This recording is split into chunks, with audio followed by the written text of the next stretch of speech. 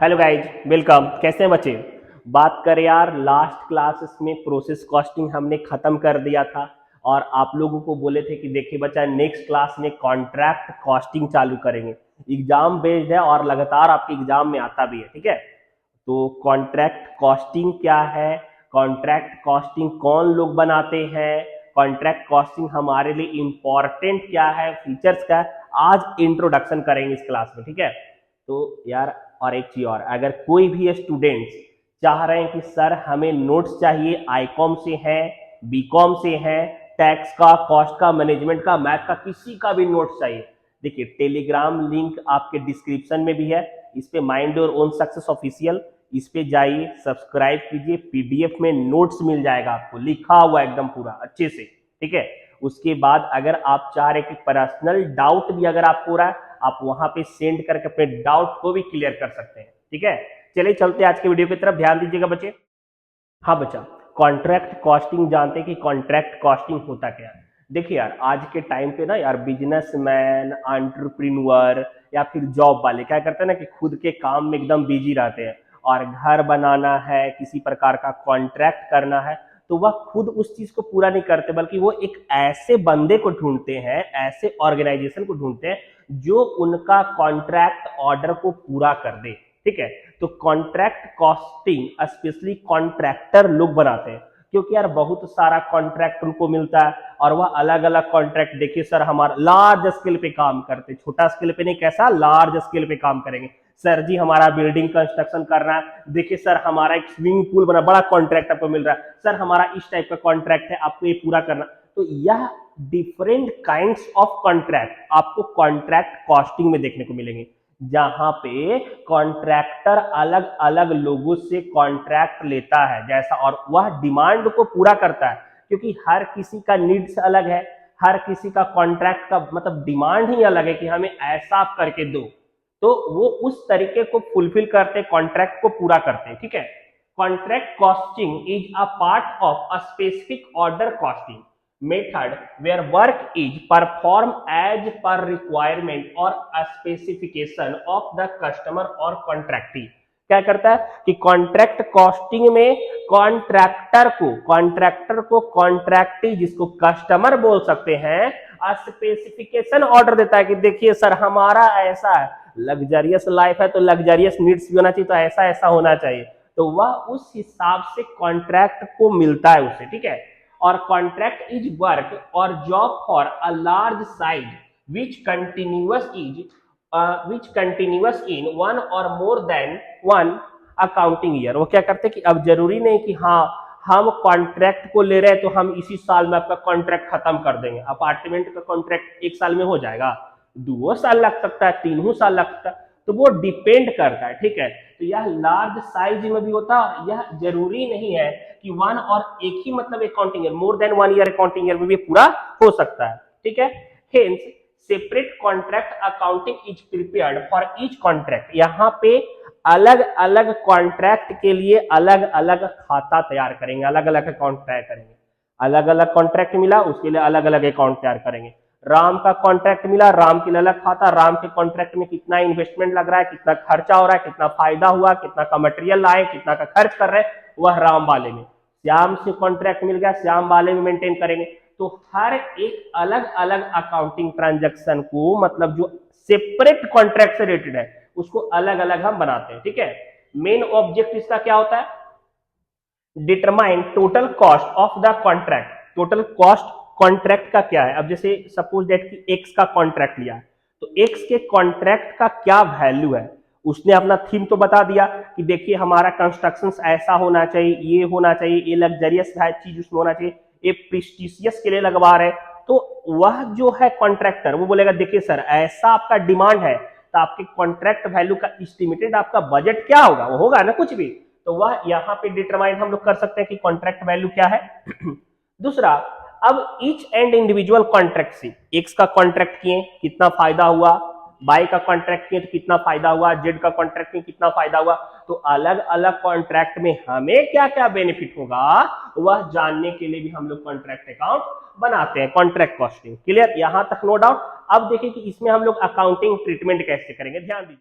हाँ बच्चे ध्यान दीजिए, यह कॉन्ट्रैक्ट कॉस्टिंग का फॉर्मेट है, एकदम अच्छे तरीके से समझिएगा, क्योंकि आपका इसी फॉर्मेट पे मैक्सिमम क्वेश्चन बनेगा। ठीक है, तो हड़बड़ा के नहीं, एकदम आसानी से समझेंगे। देखिए दो साइड होता है, डेबिट साइड और क्रेडिट साइड। अब समझिए यहाँ पे अभी जस्ट हमने क्या बताया था कि आपको हर अलग अलग कॉन्ट्रैक्ट के लिए सेपरेट कॉन्ट्रैक्ट अकाउंट ओपन करना पड़ेगा। अभी एक्स का कॉन्ट्रैक्ट है, वाई का कॉन्ट्रैक्ट है, जेड का कॉन्ट्रैक्ट है, तो सेपरेट इंडिविजुअल कॉन्ट्रैक्ट के लिए आपको अलग अलग कॉन्ट्रैक्ट अकाउंट ओपन करना पड़ेगा। अब यहाँ पे सपोज दैट कि मटेरियल आपका है, ठीक है, डेबिट साइड में सारा खर्चा जो आप किसी भी कॉन्ट्रैक्ट में लगा रहे हो वह आपको डेबिट साइड में लिखना पड़ेगा। और आपको कॉन्ट्रैक्ट में अगर मटेरियल बच गया है, रिटर्न स्टोर हो गया है, कुछ वेस्टेज हो गया था, या फिर पैसा जितना वर्क आपका सर्टिस्फाइड हो गया था, वह सारा क्रेडिट साइड में निकलता है। ठीक है, तो यह फॉर्मेट आप अपने माइंड में रखिएगा, क्योंकि इसी के बेसिस पे आपका सारा क्वेश्चंस बनने वाला है। ठीक है, यहां देखिएगा सबसे पहले था आपका, देखिए मटेरियल में तीन तरीके का मटेरियल यहां दिया। डायरेक्ट मटेरियल परचेज, यार अभी कोई कॉन्ट्रैक्ट हमने लिया, जैसा कस्टमर का डिमांड था हमें कुछ नया मटेरियल को परचेज करना पड़ गया, तो मार्केट से परचेज करेंगे, ये हो गया।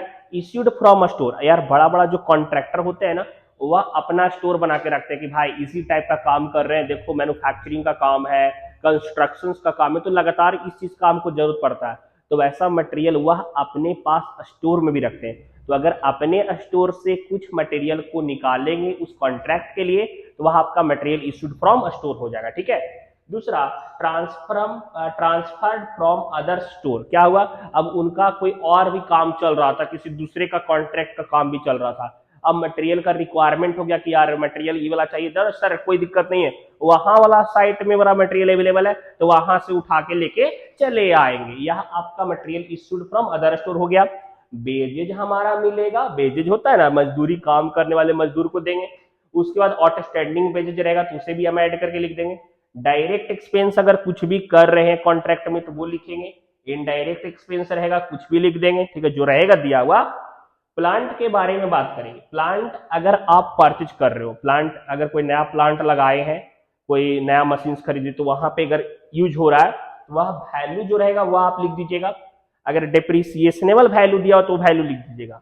अगर दो ट्रीटमेंट इसका होता है, समझिएगा बच्चे ध्यान से, अगर सपोर्ट की प्लांट 1 लाख का था, plant 1 lakh rupees debit side में लिख दिए, लेकिन इस कॉन्ट्रैक्ट में 10,000 का ही प्लांट खर्चा हुआ है, ठीक है, 90,000 का प्लांट अभी बचा हुआ है, तो हम क्रेडिट साइड में प्लांट इन हैंड करके 90,000 लिख देंगे। समझ में आ रहा है?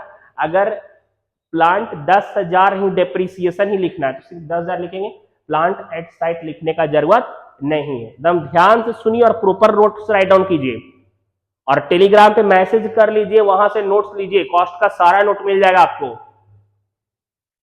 फिर उसके बाद यहाँ पे बात करें, डिप्रिसिएशन रहेगा तो डिप्रिसिएशन वैल्यू लिखेंगे। अगर कोई अदर एक्सपेंस भी दिया हुआ है कॉन्ट्रैक्ट में कि लग रहा है, तो वह सारा भी डेबिट साइड में हम लिख देंगे। यहां तक डेबिट साइड कंप्लीट। ये नोशनल प्रॉफिट क्या आता है बताते हैं, आते हैं, उसको भी आ रहे हैं, थोड़ा वेट कर लीजिए। यहां तक हो गया कंप्लीट।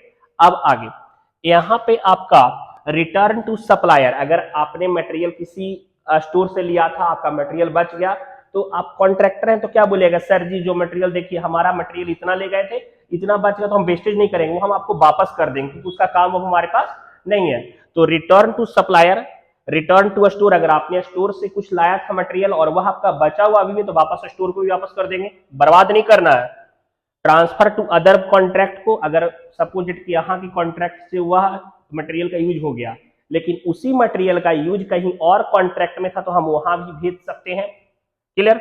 सोल्ड किए तो वो भी लिखेंगे। अगर मटेरियल आपके हाथ में कुछ बचा हुआ है कि नहीं, यार हाथ में भी है, टेंशन नहीं है, कहीं स्टोर में नहीं गया है, सप्लायर के पास नहीं गया, किसी दूसरे साइट पे नहीं भेजा, अभी हाथ में है हमारा, रखा हुआ है, जरूरत पड़ सकता है उसका, तो वो भी यहाँ पे लिख देंगे। प्लांट में उसी तरीके से रिटर्न टू स्टोर, या फिर जो आपका बचा हुआ वैल्यू वो आप लिख दीजिएगा, जैसे कि जस्ट मैंने बताया था। ट्रांसफर टू अदर कॉन्ट्रैक्ट अगर कर दी तो वो भी लिख देंगे, सोल्ड कर दिए तो वो लिख देंगे, प्लांटेड साइड बचा हो तो वो लिख देंगे। Statement of profit and loss में अगर कुछ लॉस हो गया, कोई मटेरियल लॉस हो गया, कोई मटेरियल डिस्ट्रॉय अगर हो गया, कोई अगर प्लांट अगर स्टोलन अगर हो गया, बर्बाद हो गया, लॉस हो गया, तो वो भी हम लिखेंगे।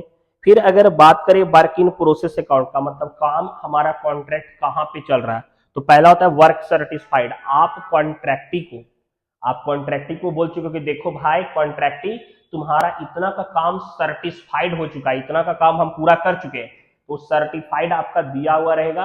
नहीं भी दिया होगा तो निकालने के लिए हम आपको बताएंगे, ठीक है। आगे क्वेश्चन में है दिया हुआ वर्क अनसेटिस्फाइड दिया हुआ रहेगा कि कितना का काम अभी नहीं हुआ, वो भी लिख देंगे। यहाँ पे बैलेंसिंग करने के बाद, बैलेंसिंग करने के बाद आपका निकलेगा, यहाँ पे बैलेंसिंग करने के बाद आपका निकलेगा नोशनल प्रॉफिट। याद रखिएगा, देखिए आप कैसे कैसे हम लोग का नेट प्रॉफिट डायरेक्ट नहीं निकलता था, उसके बाद भी कुछ ट्रीटमेंट होता था ना, तो यह नेट प्रॉफिट से पहले का प्रॉफिट, नोशनल प्रॉफिट इसको बोलेंगे हम लोग। इसको ग्रॉस प्रॉफिट भी बोल सकते हैं आप, अगर ग्रॉस प्रॉफिट भी बोल सकते हैं।